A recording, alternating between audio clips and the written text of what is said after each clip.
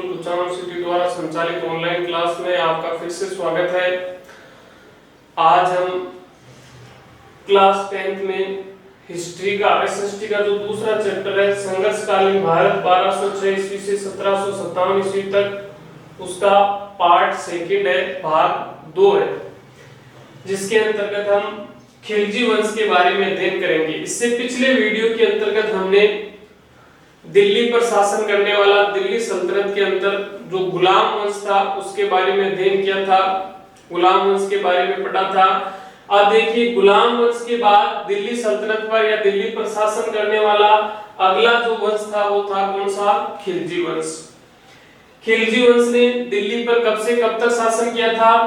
1290 ईस्वी से लेकर 1320 ईस्वी तक भारत पर दिल्ली पर शासन किसका रहा था? खिलजी वंश का। खिलजी वंश के शासकों ने दिल्ली पर क्या किया था? शासन किया था। कब से कब तक? 1290 ईस्वी से लेकर 1320 ईस्वी तक। तो देखिए, खिलजी वंश की स्थापना कब हुई थी? 1290 ईस्वी में। अब देखिए, खिलजी वंश का संस्थापक कौन था? खिलजी वंश का संस्थापक या प्रथम शासक, पहला शासक, वो था जलालुद्दीन फिरोज खिलजी। तो देखिए, ये एक नंबर का इंपॉर्टेंट क्वेश्चन है। खिलजी वंश की स्थापना कब हुआ, किसने की थी? तो खिलजी वंश की स्थापना 1290 ईस्वी में किसने की थी? जलालुद्दीन फिरोज खिलजी ने। जैसा कि मैंने आपको बताया था पहले कि गुलाम वंश का अंतिम जो शासक था शमसुद्दीन क्यूमर्स, जिसकी 1290 ईस्वी में जलालुद्दीन फिरोज खिलजी ने क्या कर दी थी? हत्या। और फिर जलालुद्दीन फिरोज खिलजी ने दिल्ली सल्तनत पर खिलजी वंश की क्या की थी? स्थापना। तो खिलजी वंश की स्थापना 1290 ईस्वी में। खिलजी वंश का संस्थापक या पहला प्रशासक कौन था? जलालुद्दीन फिरोज खिलजी। अब देखिए, ये जलालुद्दीन फिरोज खिलजी जब शासक बना था, ये जब राजा बना या सुल्तान या शासक बना था, उस समय इसकी आयु थी 70 वर्ष, यानी वर्ध अवस्था में था, ये बूढ़ा था, वर्ध था। उस समय इसकी आयु कितनी थी? 70 वर्ष की थी। इसी जलालुद्दीन फिरोज खिलजी ने अपने साम्राज्य का विस्तार करने के लिए हमारे राजस्थान के सवाईमाधोपुर जिले में स्थित रणथंभौर दुर्ग पर, किस पर? रणथंभौर दुर्ग पर भी क्या किया था? आक्रमण किया था। किस पर? रणथंभौर दुर्ग पर। किसने? जलालुद्दीन फिरोज खिलजी ने। लेकिन इसको सफलता नहीं मिली। इसने लगभग 3 महीने तक रणथंभौर दुर्ग के चारों तरफ घेरा डाले रखा, लेकिन इसको कोई सफलता नहीं मिली। और जब इसको सफलता नहीं मिली तो इसने अपनी सेना का घेरा उठाकर वापस दिल्ली की ओर रवाना हो गया था। तब उसने रणथंभौर दुर्ग के बारे में कहा था, किसने? जलालुद्दीन फिरोज खिलजी ने, कि ऐसे जो रणथंभौर दुर्ग जैसे जो दुर्ग है, ऐसे तो 10 किलों को भी या 10 दुर्गों को भी मैं मुसलमान के एक बाल के बराबर भी नहीं समझता हूं। ये बात कब गई? जब उसको रणथंभौर दुर्ग को जीतने में सफलता नहीं मिली, तब असफल होकर उसने ये बात कही थी।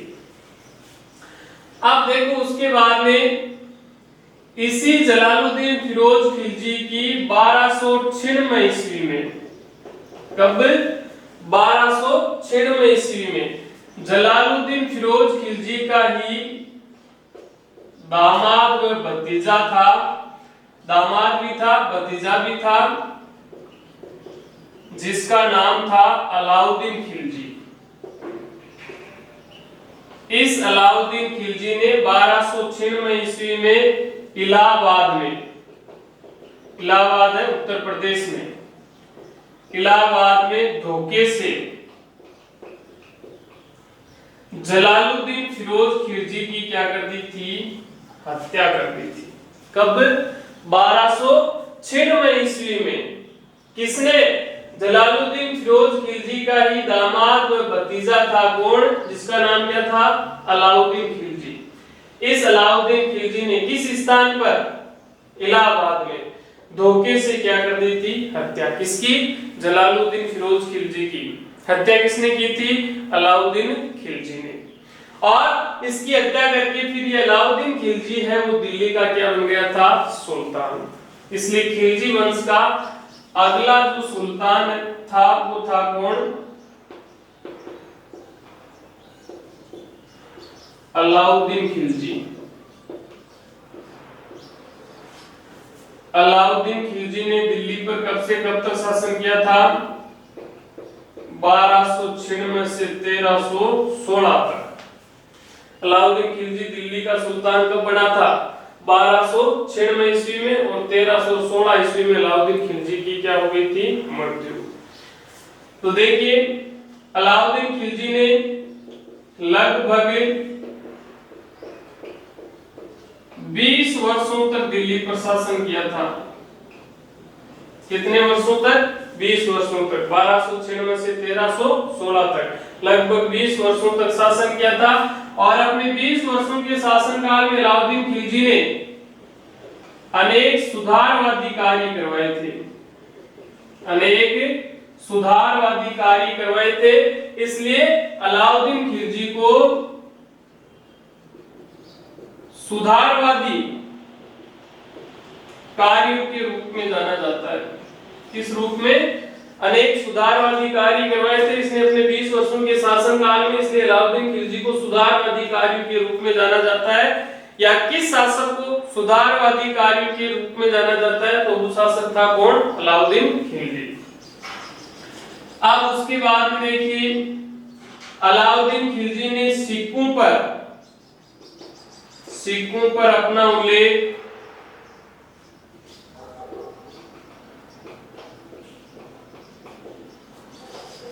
द्वितीय सिकंदर के रूप में करवाया था। द्वितीय सिकंदर यानी सिक्कों के ऊपर अलाउद्दीन खिलजी ने अपना नाम किस रूप में लिखवाया था, द्वितीय सिकंदर, यानी मैं दूसरा सिकंदर हूं। एक तो सिकंदर जो विश्व विजेता था, यूनान का जो शासक था, तो अपनी तुलना किससे की थी अलाउद्दीन खिलजी ने, सिकंदर से। यानी अपने आप को, खुद को, स्वयं को क्या बताया था, द्वितीय सिकंदर, दूसरा सिकंदर। और वाकायदा उसने सिक्कों पर अपना उल्लेख भी करवाया था, किस नाम से, द्वितीय सिकंदर के नाम से उसने अपना क्या करवाया था, उल्लेख। फिर उसके बाद देखिए अलाउद्दीन खिलजी ने दिल्ली में, कहां पर, दिल्ली में अनेक प्रशासनिक ढांचों का भी निर्माण करवाया था। प्रशासनिक ढांचों का क्या करवाया था, निर्माण। राजस्व को भी वापस पुनर्गठित किया था अलाउद्दीन खिलजी ने। फिर देखिए अलाउद्दीन खिलजी ने सर्वप्रथम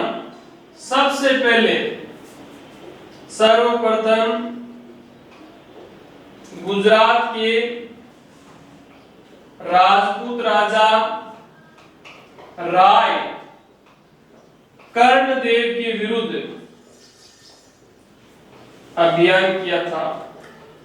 यानी अलाउद्दीन खिलजी ने सर्वप्रथम कहां और किस शासक पर आक्रमण किया था, तो सर्वप्रथम गुजरात का एक राजपूत राजा था जिसका नाम क्या था, राय कर्णदेव। इसके विरुद्ध या इसके ऊपर आक्रमण करके अलाउद्दीन खिलजी ने अपने अभियान की क्या की थी, शुरुआत। और कहते हैं कि गुजरात अभियान के दौरान अलाउद्दीन खिलजी को अपार धन संपदा की प्राप्ति हुई थी। यानी गुजरात में अलाउद्दीन खिलजी ने खूब लूटपाट की थी और बड़ी मात्रा में इसको लूट के अंतर्गत धन प्राप्त हुआ था। किसको, अलाउद्दीन खिलजी को।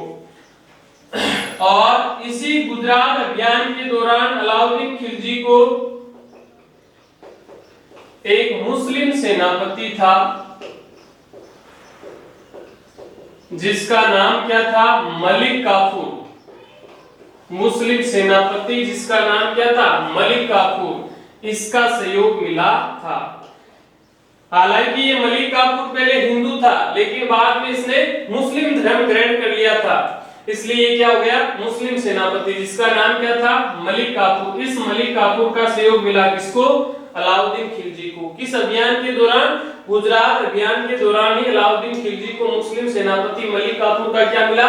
सहयोग। और बाद में इसी मलिक काफूर की सहायता से अलाउद्दीन खिलजी है वो दक्षिण भारत में प्रवेश कर सका था, यानी दक्षिण भारत तक चला गया था। अलाउद्दीन खिलजी का जो कवि या विद्वान था अमीर खुसरो, अमीर खुसरो, उसने ये बताया भी है कि मलिक जो काफूर अलाउद्दीन खिलजी का जो मुस्लिम सेनापति था वो दक्षिण भारत में तमिलनाडु में एक स्थान है रामेश्वरम नामक स्थान, वहां तक पहुंच गया था, वहां तक पहुंच गया था। कौन? मलिक काफूर, जो अलाउद्दीन खिलजी का क्या था? मुस्लिम सेनापति, जिसका सहयोग गुजरात अभियान के दौरान अलाउद्दीन खिलजी को मिला था। अब उसके बाद देखिए अलाउद्दीन खिलजी ने 1301 ईस्वी में रणथंबोर पर अधिकार कर लिया था। रणथंबोर पर क्या कर लिया था? अधिकार। रणथंबोर का शासक था हमीर देव चौहान, जिसको अलाउद्दीन खिलजी ने क्या कर दिया था? पराजित। और उसी समय रणथंबोर के दुर्ग में क्या हुआ था? शाखा हुआ था, जिसके अंदर हमीर देव चौहान की पत्नी थी रंग देवी, उसने जल जोर कर लिया था। इसके बारे में अपन इसी पार्ट में आगे हमीर देव चौहान के बारे में बड़े विस्तार रूप से पढ़ेंगे। तो अलाउद्दीन खिलजी ने 1301 ईस्वी में रणथंबोर दुर्ग पर क्या कर लिया था? अधिकार। हमीर देव चौहान को पराजित करके हमीर देव चौहान युद्ध करता हुआ वीर गति को प्राप्त हो गया था। फिर 1303 ईस्वी में अलाउद्दीन खिलजी ने चित्तौड़गढ़ पर आक्रमण करके लूटपाट की थी। कहां पर? चित्तौड़गढ़ पर भी 1303 ईस्वी में अलाउद्दीन खिलजी ने आक्रमण करके वहां पर भी खूब लूटपाट की थी। अब उसके बाद देखिए अलाउद्दीन खिलजी ने अपने विरोधियों पर नियंत्रण करने के लिए 4 आदेश जारी किए थे। अलाउद्दीन खिलजी के जो विरोधी थे राज्य के अंदर, उस पर उसने नियंत्रण स्थापित करने के लिए, उनको अपने काबू में लेने के लिए 4 आदेश जारी किए थे, 4 आदेश पारित किए थे। तो देखो वो 4 आदेश कौन कौन से थे? अलाउद्दीन खिलजी द्वारा जारी किए गए 4 आदेश। तो देखो पहला आदेश क्या जारी किया अलाउद्दीन खिलजी ने? अमीरों की संपत्ति को जब्त करके खालसा भूमि को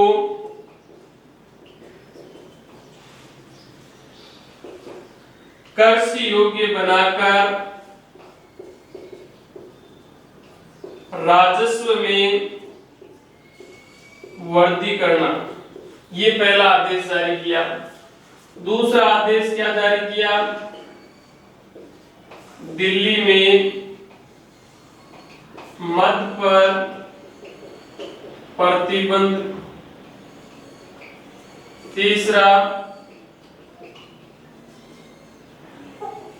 आदेश क्या था? गुप्तचर प्रणाली का गठन। और चौथा आदेश था अमीरों के परस्पर यानी आपस में मिलने पर रोक लगा दी थी। ये अलाउद्दीन खिलजी ने अपने विरोधियों पर नियंत्रण करने के लिए 4 आदेश पारित किए थे। पहला आदेश क्या था? अमीरों की संपत्ति को जब्त करना। जितने भी अमीर है उन सब की जो संपत्ति थी, उनके पास में जो धन संपदा थी, उसको क्या कर लेना? जब्त कर लेना, उनसे छीन लेना। और उसके बाद में खालसा भूमि। खालसा भूमि कौन सी होती थी? ऐसी भूमि जो सीधा राजा या शासक या सुल्तान के अधिकार में होती थी, वो कौन सी भूमि होती थी? खालसा भूमि कहते थे उसको। क्या कहते थे? खालसा भूमि। इस खालसा भूमि को कृषि योग्य बनाकर, क्या बनाकर?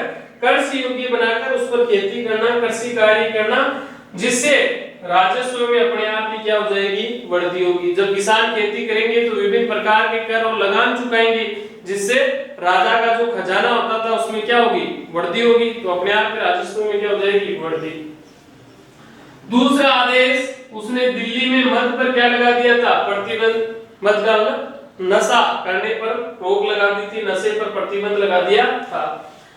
तीसरा आदेश क्या था, गुप्तचर प्रणाली का गठन, कि अलाउद्दीन खिलजी के जो भी विरोधी थे उन पर नजर रखने के लिए, उनकी जासूसी करने के लिए उसने एक गुप्तचर विभाग का भी क्या किया था, गठन किया था।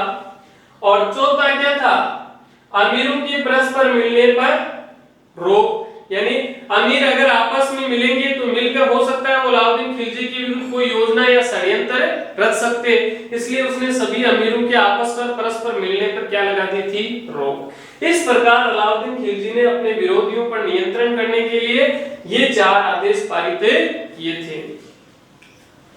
उसके बाद देखिए अलाउद्दीन खिलजी ने स्वयं को खलीफा घोषित करके, स्वयं को खलीफा घोषित करके एक उपाधि धारण की थी। तो देखिए अलाउद्दीन खिलजी ने कौन सी उपाधि धारण की थी, यस्मिन उल खिलाफत नासिरी अमीर उल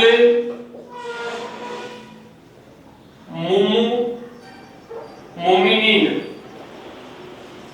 इतनी बड़ी उपाधि धारण की थी। किसने, अलाउद्दीन खिलजी ने। स्वयं को खलीफा, खलीफा का मतलब होता है समस्त मुस्लिम जगत का जो सबसे बड़ा शासक होता था उसको क्या कहते थे, खलीफा, या समस्त मुस्लिम जगत का जो राजा या सबसे बड़ा व्यक्ति होता था उसको क्या कहते थे, खलीफा।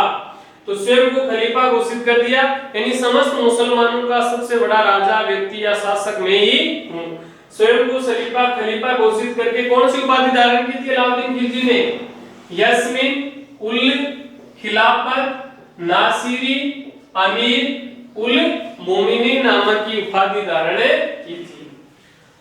फिर देखिए अलाउद्दीन खिलजी को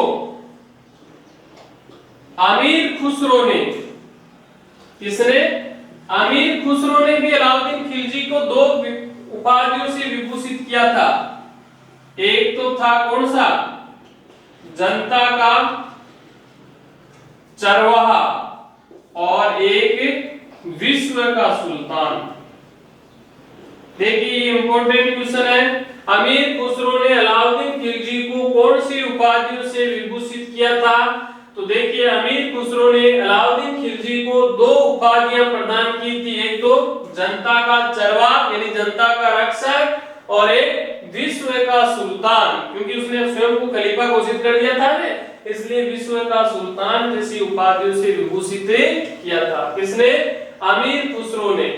किसको, अलाउद्दीन खिलजी को ये 2 उपाधियां प्रदान की थी, जनता का चरवाहा, विश्व का सुल्तान नामक उपाधियों से विभूषित किया था। आप देखिए अलाउद्दीन खिलजी ने अपने शासनकाल के दौरान उसने पुलिस विभाग, गुप्तचर विभाग, डाक पद्धति तथा प्रांतीय शासन में भी उसने अनेक सुधार किए थे। पुलिस विभाग में भी सुधार किया था, गुप्तचर जो विभाग था उसमें भी उसने सुधार किया था, और डाक जो विभाग था उसमें भी उसने सुधार किया था, और प्रांतीय शासन में जो कमियां थी उन कमियों को क्या किया, दूर किया। और इन सभी विभागों में उसने कई नए पद सर्जित करके अधिकारियों की भी क्या की थी, नियुक्ति की थी। इसके लिए अलाउद्दीन खिलजी का जो सबसे महत्वपूर्ण सुधार था वो था कौन सा, बाजार व्यवस्था पर नियंत्रण। ये इंपॉर्टेंट क्वेश्चन है, कौन सा शासक बाजार व्यवस्था के नियंत्रण के रूप में या बाजार में सुधार के रूप में जाना जाता है, तो वो शासक है कौन सा, अलाउद्दीन खिलजी। जो उसका सबसे महत्वपूर्ण सुधार था कौन सा, बाजार व्यवस्था पर नियंत्रण, यानी बाजार में व्यापारियों की या लोगों की मनमानी नहीं चलती थी, बाजार को पूर्ण रूप से अलाउद्दीन खिलजी ने अपने नियंत्रण में ले लिया था। कैसे लिया, कि अलाउद्दीन खिलजी ने बाजार में वस्तुओं के जो मोल भाव थे, वस्तुओं का जो क्रय और विक्रय मूल्य था, उसको उसने क्या कर दिया था, सुनिश्चित कर दिया था, निश्चित कर दिया था। वस्तुओं की रेट क्या कर दी, फिक्स कर दी कि अमुक वस्तु है वो इतने रुपए में ही बेची जाएगी, अमुक वस्तु है वो इतने रुपए में ही खरीदी जाएगी। जिससे क्या हुआ, जिससे बाजार में जमाखोरी और कालाबाजारी पर रोक लग गई। जमाखोरी और कालाबाजारी इन दोनों पर अपने आप ही क्या लग गई, रोक लग गई। देखो जमाखोरी किसे कहते हैं, जमाखोरी का मतलब होता है कि बाजार के अंदर बड़े बड़े जो व्यापारी लोग होते हैं जो अपने गोदामों में माल का क्या कर लेते हैं, स्टॉक कर लेते हैं, वस्तुओं का संग्रहण कर लेते हैं, वस्तुओं को इकट्ठा कर लेते हैं और वस्तुओं का संग्रहण और इकट्ठा करके बाजार में वो वस्तुओं की क्या कर देते हैं, कमी पैदा कर देते हैं। अब क्या होता है कि जैसे ही बाजार में किसी वस्तु की क्या होगी, कमी होगी और उपभोक्ता क्या होंगे, ज्यादा होंगे, तो स्वाभाविक है उस वस्तु की कीमत में अपने आप ही क्या हो जाएगी, वृद्धि हो जाएगी। तो और जब वस्तु की कीमत में क्या हो जाती थी, वृद्धि, उसकी कीमतें बढ़ जाती थी, तब ऐसे व्यापारी लोग जो वस्तुओं का संग्रहण करते थे, इकट्ठा करते थे, वस्तुओं की जमाखोरी करते थे, वो व्यापारी लोग उसके बाद में उन वस्तुओं को बाजार में लाकर उन बढ़ी हुई कीमतों पर बेचते थे। उसको क्या कहते थे, कालाबाजारी। क्या कहते थे, कालाबाजारी।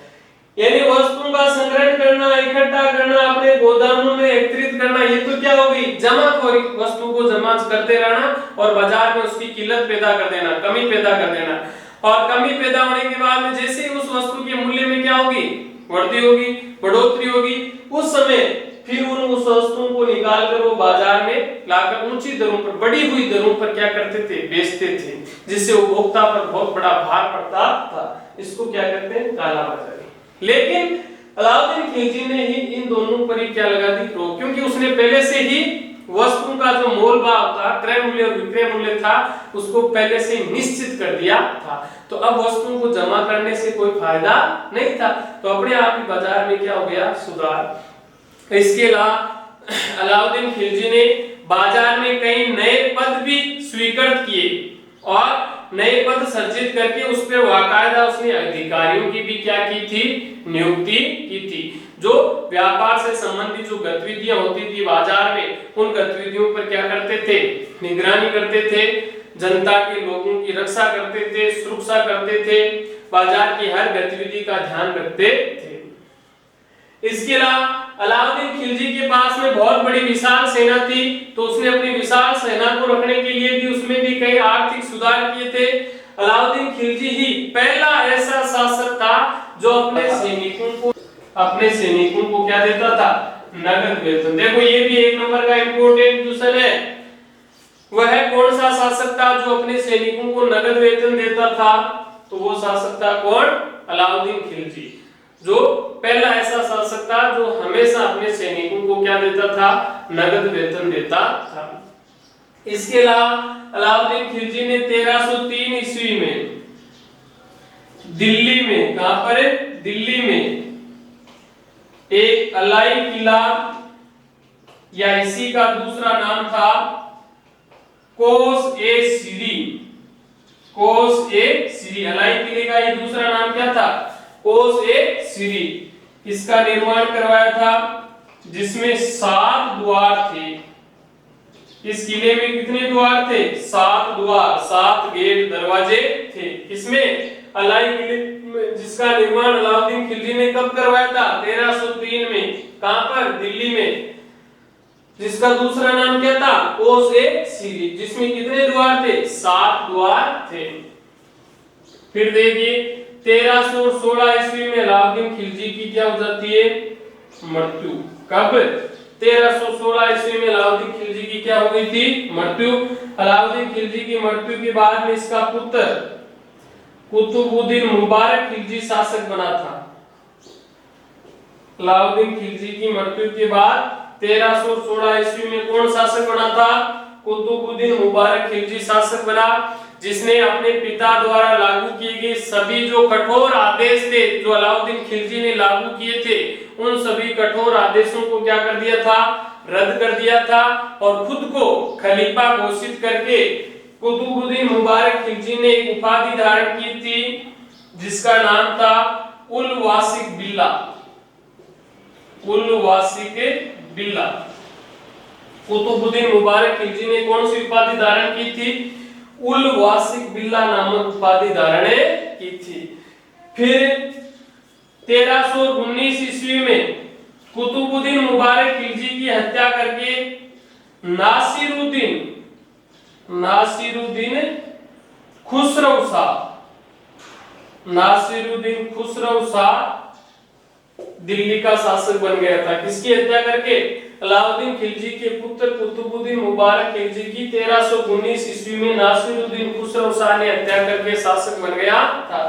और फिर 1320 ईस्वी में नासिरुद्दीन खुसरो शाह की हत्या करके गाजी मलिक अथवा गयासुद्दीन तुगलक ने दिल्ली पर तुगलक वंश की स्थापना की थी। तुगलक वंश की नींव डाली थी। किसने?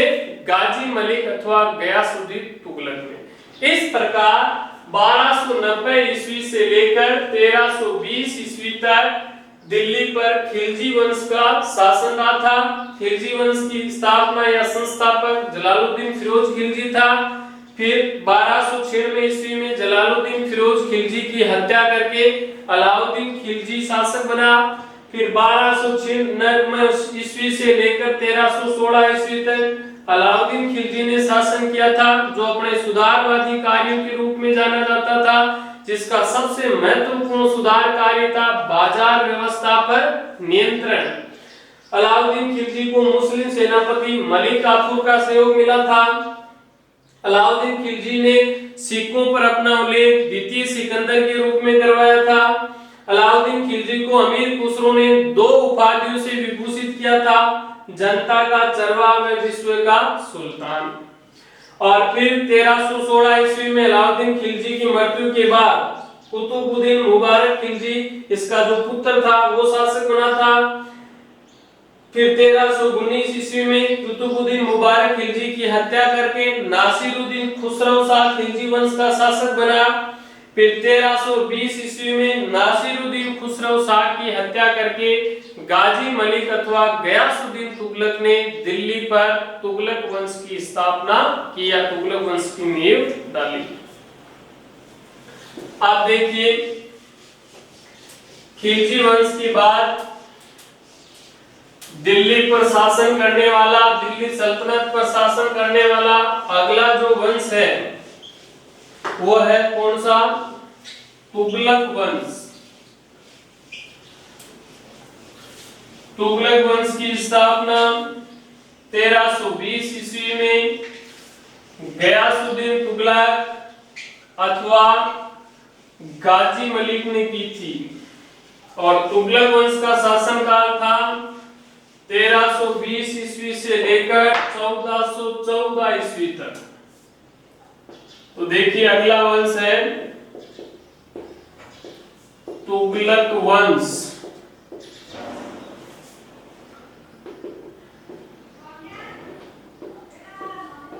तेरह सौ 20 से 1414 ईस्वी तक दिल्ली पर कौन से वंश का शासन था? तुगलक वंश का। तुगलक वंश का संस्थापक गाजी मलिक अथवा इसी का दूसरा नाम था गयासुद्दीन तुगलक। तो देखिए, एक नंबर का इंपोर्टेंट क्वेश्चन बनता है यहाँ पर, तुगलक वंश की स्थापना कब वह किसने की थी? तो तुगलक वंश की स्थापना 1320 ईस्वी में किसने की थी? गाजी मलिक अथवा गयासुद्दीन तुगलक। तुगलक वंश का पहला शासक भी कौन था? यही था जिसने स्थापना की, जो संस्थापक था गाजी मलिक अथवा गयासुद्दीन तुगलक ने ही तुगलक वंश की स्थापना की और यही इसका प्रथम शासक या पहला शासक था। आप देखिए, इस गाजी मलिक को शासक बनते ही अनेक प्रांतीय विद्रोह का सामना करना पड़ा। प्रांतीय विद्रोह का क्या करना पड़ा था? सामना करना पड़ा था, क्योंकि गाजी मलिक ने खिलजी वंश का जो अंतिम शासक था नासिरुद्दीन खुसरो शाह की हत्या करके ये क्या बना था? शासक। तो जैसे ये शासक बना, जगह जगह अनेक प्रांतों में गाजी मलिक या गयासुद्दीन तुगलक के विरुद्ध क्या हो गए थे? प्रांतों में विद्रोह हो गए थे। तब इस गाजी मलिक ने, इसका एक पुत्र था जिसका नाम था जूना खां या जोना खां। तो गाजी मलिक ने अपने पुत्र जूना खां या जोना खां को तेलंगाना के राजा रुद्र प्रताप के विरुद्ध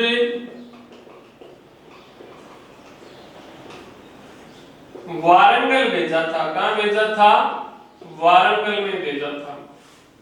किसने?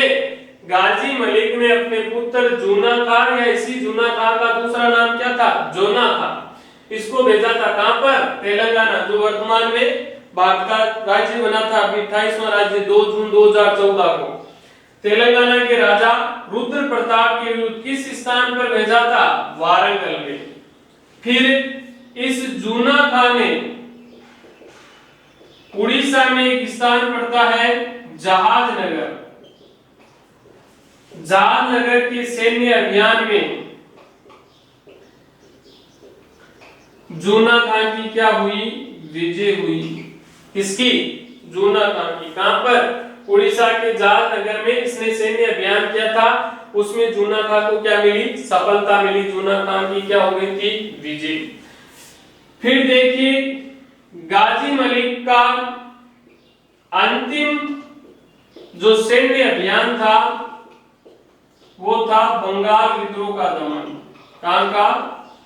बंगाल विद्रोह। बंगाल के अंदर भी गाजी मलिक के विरुद्ध क्या हो गया था? विद्रोह। उस विद्रोह का इसने क्या कर दिया था? दमन। तो देखिए गाजी मलिक का अंतिम सैन्य अभियान किसके विरुद्ध था? बंगाल विद्रोह का दमन करना था। और फिर जब ये बंगाल विद्रोह का दमन करके 1325 ईस्वी में वापस जब दिल्ली लौटा था, कहां लौटा था? दिल्ली लौटा था, यानी दिल्ली आया था। तो उस समय बंगाल विद्रोह की विजय के उपलक्ष्य में इसके लिए एक स्वागत समारोह का आयोजन किया गया। स्वागत समारोह का, क्योंकि ये बंगाल विद्रोह का दमन करके आया था, जीत के आया था गाजी मलिक। कब? 1325 में। कहां आया था? दिल्ली। तो जब ये दिल्ली लौटा तो उस समय इसके लिए एक स्वागत समारोह का क्या किया गया? आयोजन। तो उस स्वागत समारोह के दौरान एक लकड़ी का महल था। लकड़ी का महल या भवन कह सकते हैं हम। लकड़ी का महल या भवन है वो क्या हो गया? धराशायी हो गया, यानी गिर गया, जिससे गाजी मलिक अथवा गयासुद्दीन तुगलक की क्या हो गई थी? मृत्यु। कब? 1325 ईस्वी में। कैसे हुई? कि दिल्ली में आयोजित स्वागत समारोह के दौरान लकड़ी का महल या भवन गिरने से 1325 ईस्वी में गाजी मलिक अथवा गयासुद्दीन तुगलक की क्या हो गई थी? मृत्यु हो गई थी। कब हुई थी? 1325 में। उसके बाद 1325 ईस्वी में इसकी मृत्यु के बाद में इसका पुत्र शासक बना था जूना खां, जोना खां। किस नाम से? मोहम्मद बिन तुगलक के नाम से। तो देखिए गाजी मलिक या गयासुद्दीन तुगलक के बाद में तुगलक वंश का अगला जो शासक था वो है मोहम्मद बिन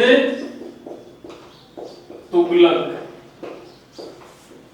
और मोहम्मद बिन तुगलक ने दिल्ली पर शासन किया था 1325 से 1351 तक।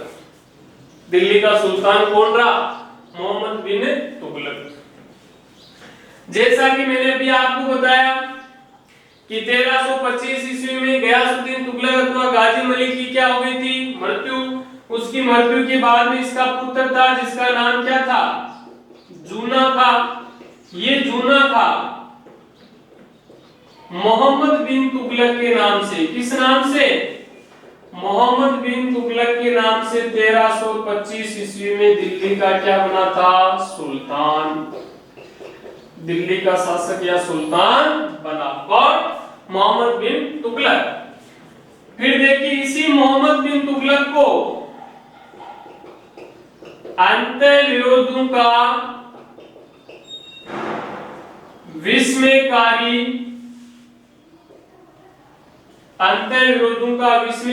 तथा रक्त का प्यासा भी कहा जाता है। रक्त का प्यासा। किस शासक को अंतर्विरोधों का विस्मयकारी तथा रक्त का प्यासा कहा जाता है? तो वो शासक कौन है? मोहम्मद बिन तुगलक। यानी कौन सी संज्ञा दी गई है मोहम्मद बिन तुगलक को इतिहास में? अंतर्विरोधों का विस्मयकारी मिश्रण तथा रक्त का प्यासा नामक उपाधियों से विभूषित किया गया है। यही नामों से भी मोहम्मद बिन तुगलक को जाना जाता है। आप देखिए मोहम्मद तुगलक के शासन काल में तुगलक साम्राज्य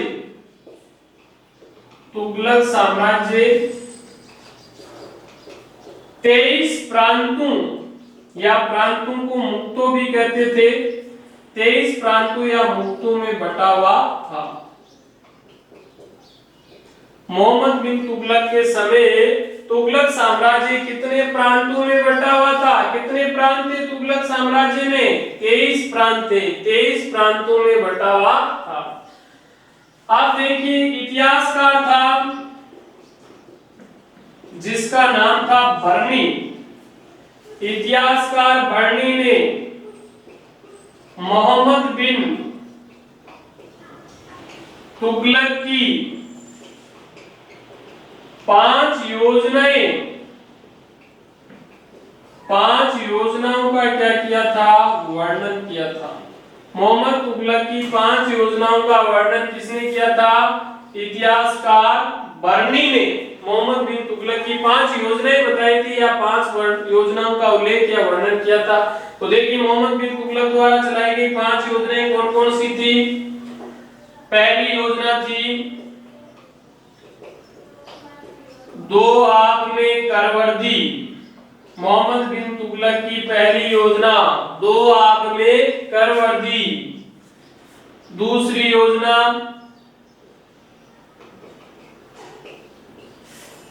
देवगिरी को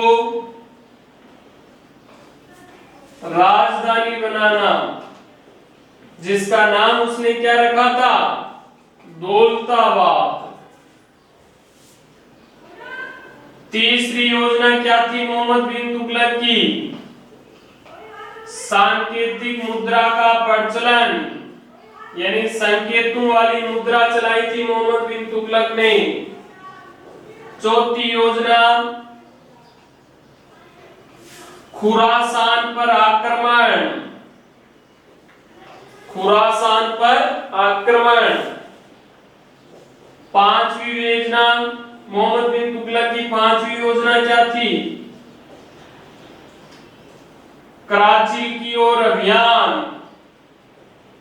कराची की ओर अभियान। ये मोहम्मद बिन तुगलक की 5 योजनाएं थी जिनका उल्लेख किसने किया था? इतिहासकार बर्नी ने। अब देखो ये मोहम्मद बिन तुगलक की 5 योजनाएं थी क्या? पहली 2 आग। 2 आग का मतलब क्या होता है? 2 नदियों के बीच का अत्यंत ही उपजाऊ जो भूभाग होता है उसको क्या कहते हैं? 2 आग। जैसे गंगा और यमुना नदी के बीच का भूभाग क्या कहलाता है? 2 आग। तो मोहम्मद बिन तुगलक ने अपने शासनकाल में 2 आग के अंदर एक साथ 50% करों में क्या कर दी थी? वृद्धि कर दी थी। अब क्या हुआ कि जिस वर्ष उसने 2 आग में कर वृद्धि की उसी वर्ष संयोग वर्ष वहां पर 2 आग के क्षेत्र में क्या पड़ गया? अकाल। अकाल पड़ने से वहां के किसानों ने इसका भयंकर क्या किया? विद्रोह किया। और विद्रोह के कारण इसको 2 आग में जो करों में वृद्धि की गई थी वो कर वृद्धि उसको क्या लेनी पड़ी? वापस लेनी पड़ी। इसलिए मोहम्मद बिन तुगलक की ये 2 आग में कर वृद्धि की जो योजना थी ये योजना भी क्या हो गई? असफल हो गई। यानी इसने जो ये योजना चलाई थी वो योजना क्या हो गई? असफल, सफल नहीं हो पाई। फिर इसकी दूसरी राजधानी कहां थी? दूसरी योजना क्या थी? देवगिरी को राजधानी बनाना। पहले तुगलक साम्राज्य की राजधानी थी दिल्ली।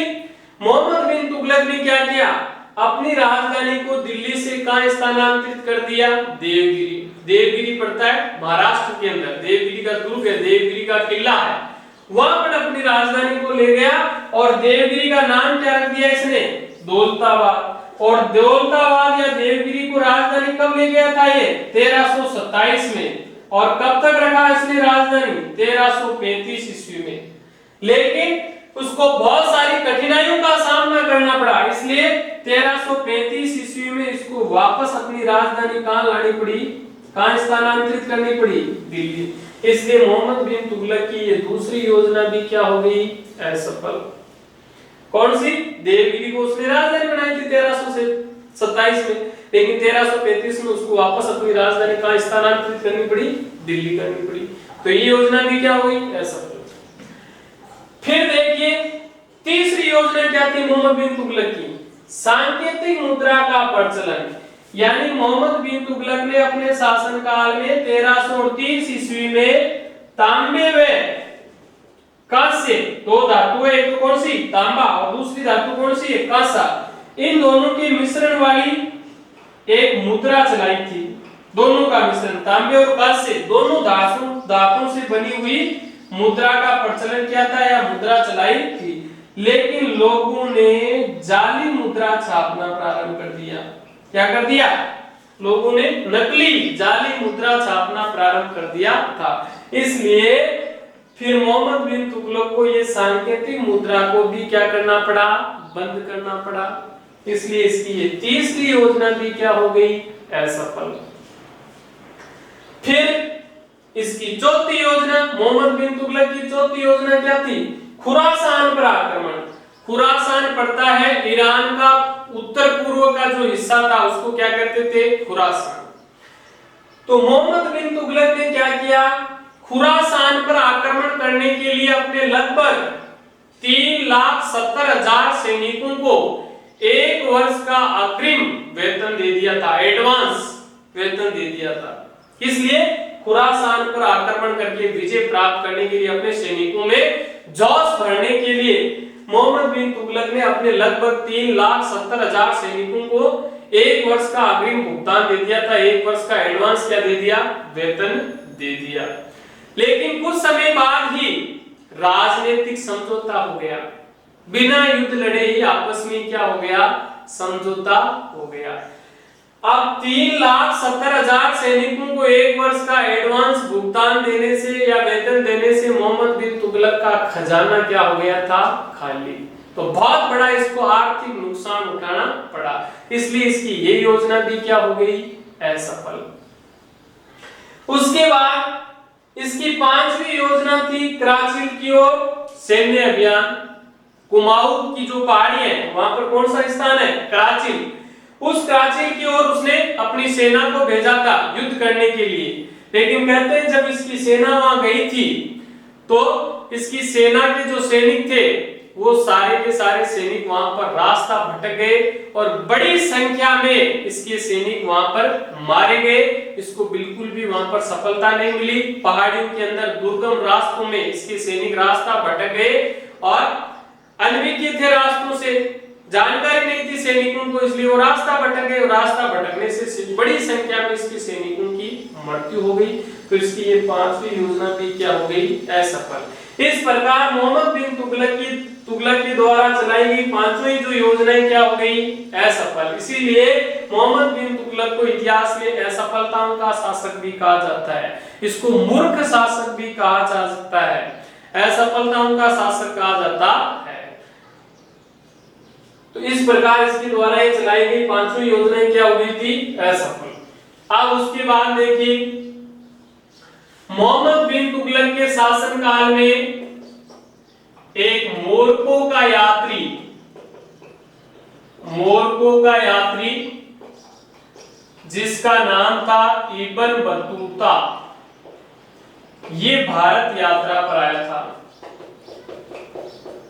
और ये कब आया था भारत यात्रा पर, 1333 ईस्वी में।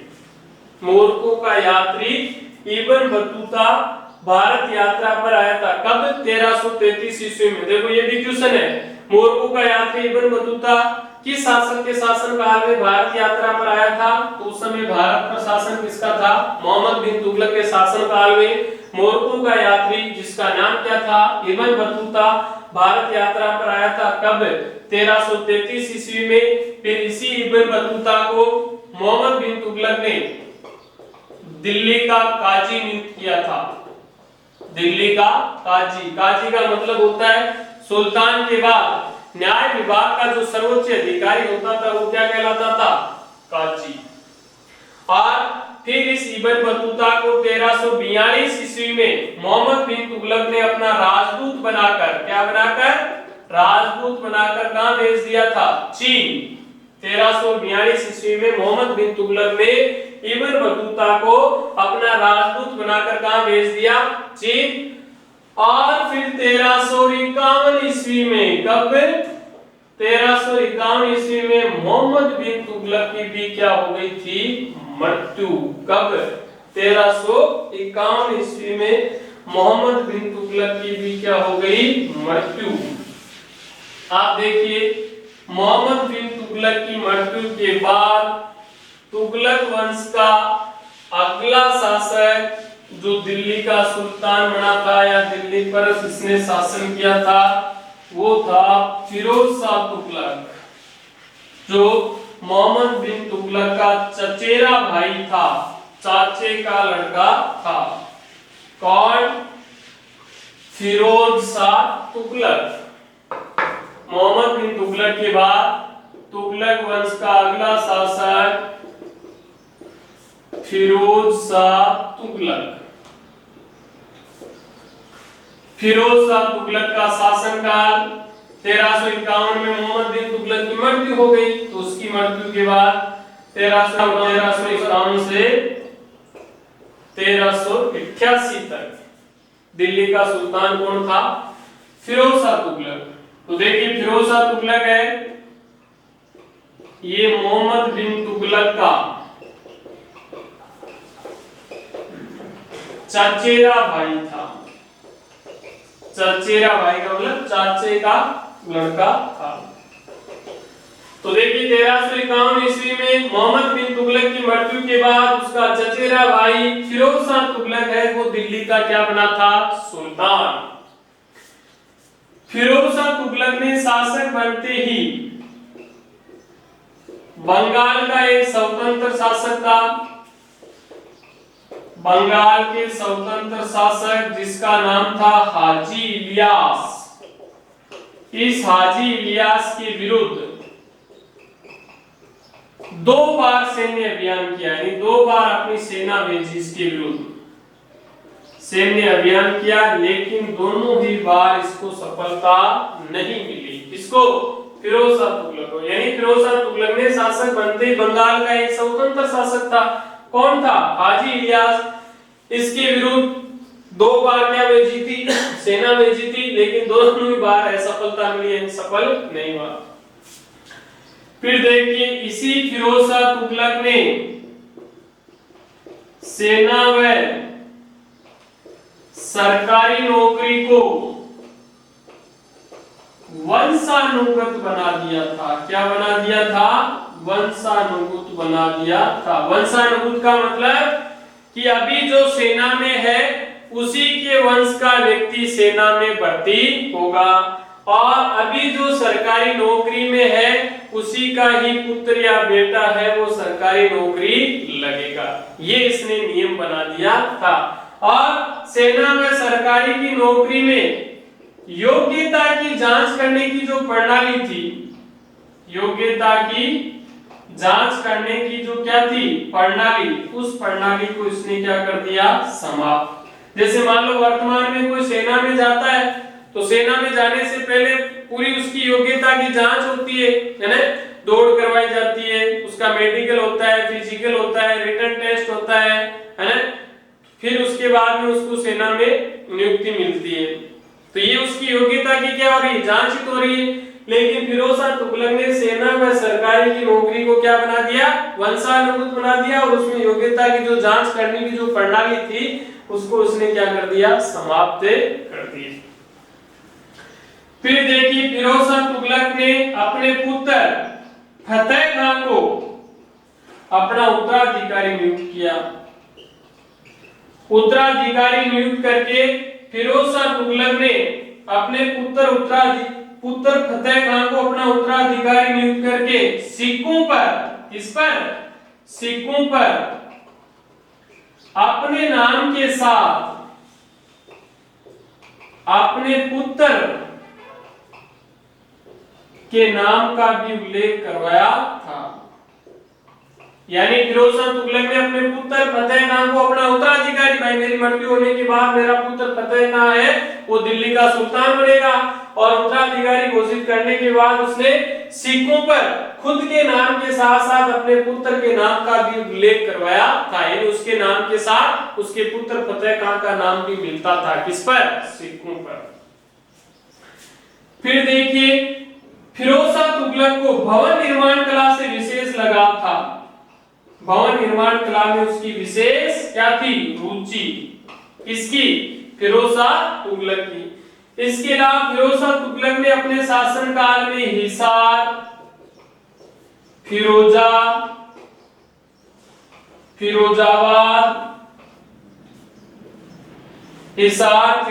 फिरोजाबाद और जौनपुर नामक नगर बसाए थे। फिरोज शाह तुगलक ने अपने शासनकाल में कौन कौन से नगर बसाए थे, कौन कौन से नगरों की स्थापना की थी, हिसार, फिरोजाबाद, जौनपुर आदि नगर किस शासक ने बसाए थे, फिरोज शाह तुगलक ने।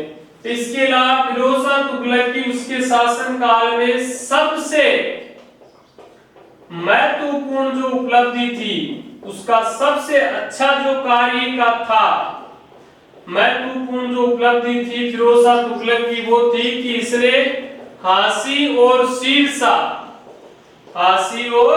शीरसा नामक स्थानों पर पानी की कमी को दूर करने के लिए, किसकी, पानी की कमी को दूर करने के लिए दो नहरें खुदवाई थी। कितनी नहरें, दो नहरें खुदवाई थी या दो नहरें निकलवाई थी। किन स्थानों पर, हांसी और शीरसा, हरियाणा में पड़ते। इन दोनों स्थानों पर पानी की क्या थी, कमी, तो उस पानी की कमी को दूर करने के लिए उसने दो क्या खुदवाई थी, नहरें खुदवाई थी या दो नहरें निकलवाई थी।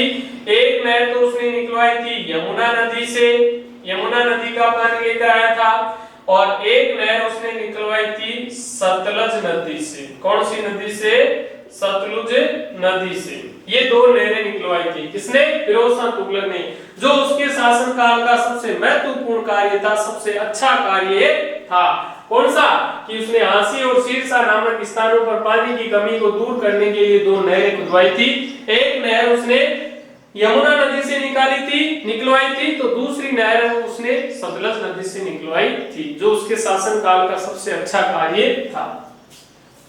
इसके अलावा फिरोज शाह तुगलक ने अपने शासनकाल में उत्पादन में वृद्धि करने के लिए और अकाल से निपटने के लिए विशेष रणनीति बनाई थी, ठोस रणनीति बनाई थी। किस लिए, कि ज्यादा से ज्यादा उपज में, उत्पादन में वृद्धि की जाए और अकाल पड़ने पर किस प्रकार उसका सामना किया जा सकता है, इसके लिए उसने एक मजबूत और ठोस योजना बनाई थी, ठोस रणनीति उसने तैयार की थी। किसने, फिरोज शाह तुगलक ने।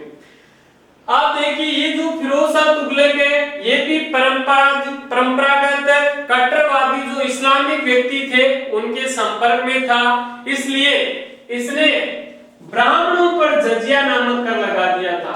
इस पर, ब्राह्मणों पर। किसने, फिरोज शाह तुगलक ने ही सर्वप्रथम सबसे पहले ब्राह्मणों पर कौन सा कर लगाया था, जजिया नामक कर लगाया था।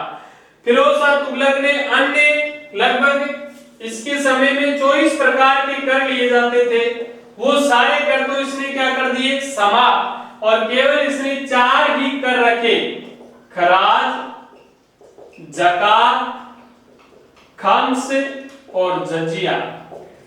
ये फिरोज शाह तुगलक के समय केवल 4 ही कर लिए जाते थे। कौन कौन से 4 कर, खराज, ज़कात, खम्स और जजिया, ये 4 कर लिए जाते थे।